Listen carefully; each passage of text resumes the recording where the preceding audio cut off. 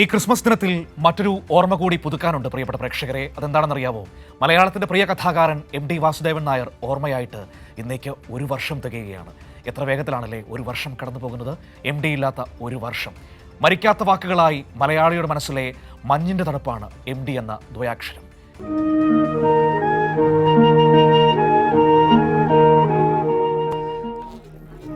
MT എന്ന മലയാളത്തിന്റെ ഇഷ്ടം കാരണങ്ങളൊന്നുമില്ലാതെയല്ല.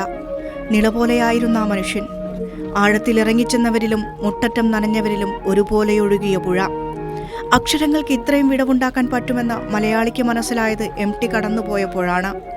പലരും വായിച്ചു തുടങ്ങിയത് MT വാസുദേവൻ നായരെ ആയതിനാലാകണം ഒറ്റപ്പെടലിൽ നാലുകെട്ടിലെ അപ്പുണ്ണിയായും സങ്കടങ്ങളിൽ അസുരവിത്തിലെ ഗോവിന്ദൻകുട്ടിയായും മലയാളി സ്വയം മാറിയത്. വെയിലും നിലാവുമേറ്റ പാതിരാവും പകൽ വെളിച്ചവും കടന്ന നിളപോലെ കാലമൊഴുകുമ്പോൾ ഓർമ്മയുടെ തീരത്ത് മഞ്ഞിൻ്റെ കുളിരോർമ്മയാണ് MT. വാക്കുകൾക്കിടയിലെ നിശബ്ദതയ്ക്ക് പറയാനേറെയുണ്ടെന്ന് അധികമാരും നമ്മളോട് പറഞ്ഞിട്ടില്ല. എന്നും രണ്ടാം ഊഴത്തിൽ ഒതുങ്ങിപ്പോയ ഭീമനെയും ചന്തുവിനെയും നായകന്മാരാക്കി MT വായനക്കാരോട് പറയാൻ കരുതിയതെന്തായിരിക്കാം? പേനയിലൊന്ന് മുറുകെ പിടിച്ച് കഥാകാരൻ മനസ്സിൽ കരുതിയിട്ടുണ്ടാകാം, തോറ്റുപോയവരെ നിങ്ങളുള്ളതുകൊണ്ടാണ് ജയിച്ചവർക്ക് ചരിത്രമുണ്ടായതെന്ന്. മനുഷ്യനിൽ വിഷം കുത്തിവെക്കുന്ന ഇക്കാലത്ത് MT മറക്കാൻ പറ്റാത്ത വാക്കായി മാറുന്നത് കാരണങ്ങളൊന്നുമില്ലാതെ മനുഷ്യരെ ഇഷ്ടപ്പെടാൻ പാകപ്പെടുത്തിയതിനാലാണ്. നന്മയായതെന്തും വരും വരാതിരിക്കില്ലെന്ന് സ്വപ്നം കാണാൻ പഠിപ്പിച്ചതിനാലാണ്. എഴുത്തിൻ്റെ ഉടയോനെ വാഴുക, അക്ഷരങ്ങളായി അമരകാലം.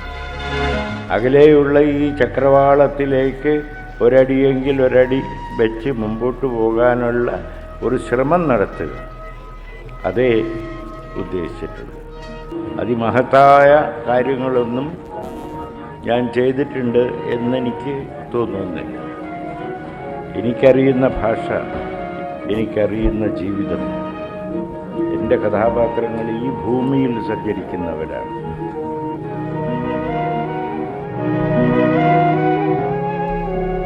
Vinisha Vrindavan, news desk, Kairali news.